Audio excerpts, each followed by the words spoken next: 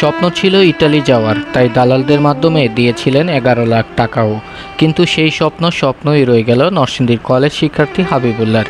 দালালের খপ্পরে পড়ে হয়ে গেল রাশিয়ার যুদ্ধদাস।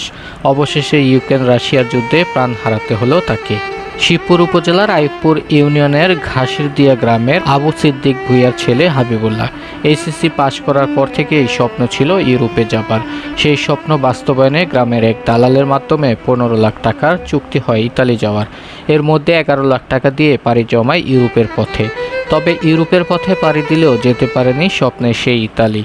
প্রতারণার মাধ্যমে দালালরা ইতালি যাওয়ার আগেই তাকে বিক্রি করে দেয় রাশিয়ার যুদ্ধদাস হিসেবে। সেখানে যুদ্ধের প্রশিক্ষণ দিয়ে পাঠিয়ে দেওয়া হয় ইউক্রেন রাশিয়ার যুদ্ধক্ষেত্রে। নিদারুণ কষ্ট, নির্মম অত্যাচার সহ্য করে অবশেষে প্রাণ হারাতে হয় তাকে। এরই মধ্যে সহযোদ্ধাদের কাছ থেকে পরিবারের কাছে খবর আসে হাবিবুল্লাহ আর বেঁচে নেই। সন্তানের মৃত্যুর খবরে পাগল পায় হয়ে গেছে বাবা মা। দয়া করে আমার ছেলেটা যেন আমার বুকে এনে দেয়, তার কাছে আমার তার অনুরোধ, আমার আর কিছু চাওয়ার নাই। ছিলাম ইতালির ফাড়ামু দলালে আমার ছেলেকে ফিরে পাইনি। এখন আমার ছেলেকে আর খুঁজে পাই না। 4-5 দিন আগে বুধবার 11টার সময় আমাদের খবর আছে মারা গেছে। 2024 সালের ডিসেম্বরে দালালরা প্রথমে হাবিবুল্লাহকে নিয়ে যায় সৌদি আরবে।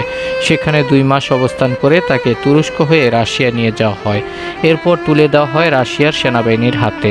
দালালদের এমন প্রতারণার খবর জানতে পেরে তাকে ফিরিয়ে আনতে গেল মাসে প্রবাসী কল্যাণ ও বৈদেশিক কর্মসংস্থান মন্ত্রণালয়ে আবেদন করে হাবিবুল্লাহর পরিবার। তবে বেঁচে থাকা হাবিবুল্লাহ না আসলেও এখন মৃতদেহটি হলেও ফেরত চায় স্বজনরা।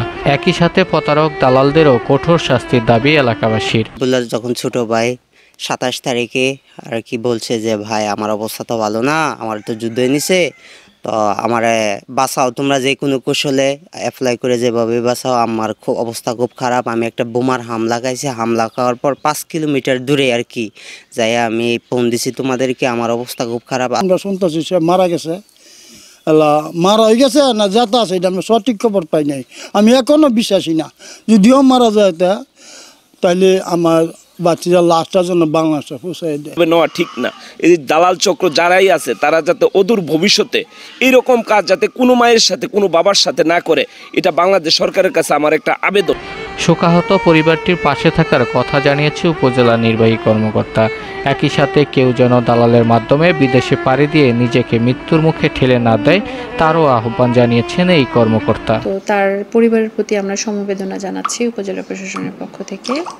তার আত্মার মাগফিরাত কামনা করছি এবং তার লাশ আনার বিষয়ে যদি তারা আইনগত কোনো সহযোগিতা চায়, আমরা আমাদের সংশ্লিষ্ট দপ্তরেরগুলোর সাথে কথা বলে আমরা আমাদের দিক থেকে সহযোগিতা করব।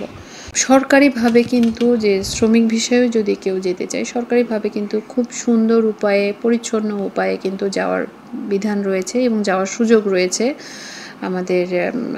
আমরা যদি সরকারিভাবে যাই বা একদম প্রপার চ্যানেলে যাই, তাহলে এটা আমাদের সবার জন্যই ভালো। হাবিবুল্লাহর মরদেহ ফেরত আনা সহ বিদেশে চাকরির প্রলোভন দেখিয়ে মৃত্যুর মাঝে ঠেলে দেওয়া এসব দালালদের বিরুদ্ধে কঠোর ব্যবস্থা নেবে সরকার, এমনটাই আশা স্বজনদের।